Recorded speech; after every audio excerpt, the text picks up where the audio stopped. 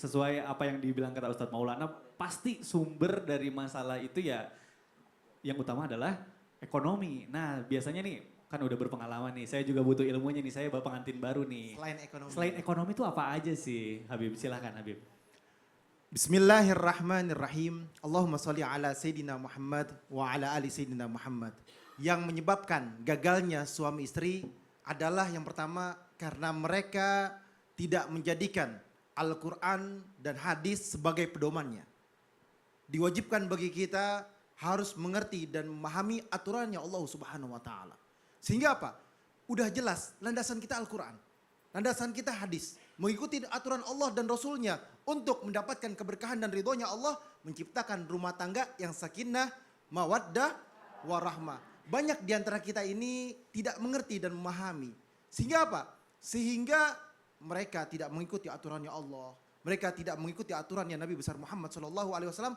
Timbullah hal-hal yang menyebabkan pertikaian ataupun keributan dalam rumah tangganya.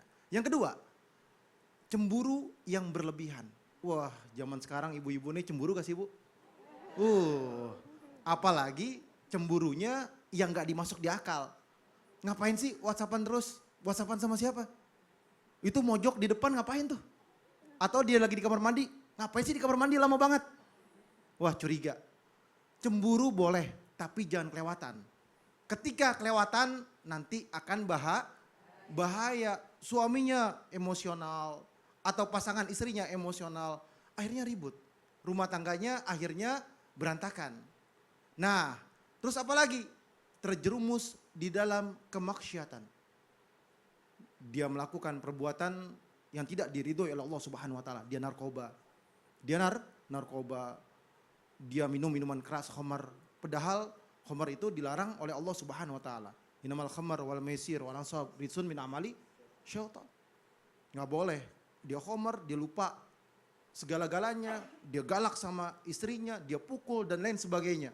Atau dia narkoba, kecanduan, akhirnya masuk penjara dan lain sebagainya. Jangan.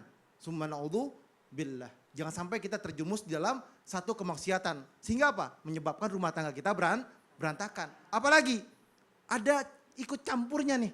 Siapa yang ikut campur? Entah ibu atau bapaknya suami. Entah ibu atau bapaknya istri. Akhirnya apa? Digangguin, digerecokin. Yang tadinya adem ayem, jadi ribut. Yang tadinya tenang, jadi berantakan. Karena apa?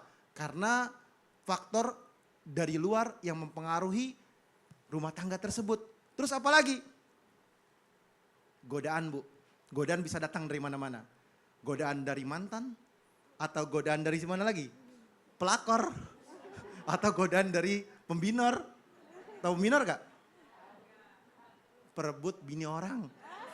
Kalau pelakor kan umum, perebut laki. Nah inilah gangguan yang harus apaan? Harus dijaga.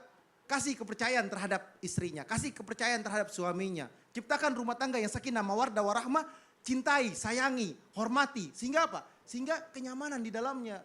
Jangan sampai punya rumah tangga sebentar-bentar ribut, sebentar-bentar marah.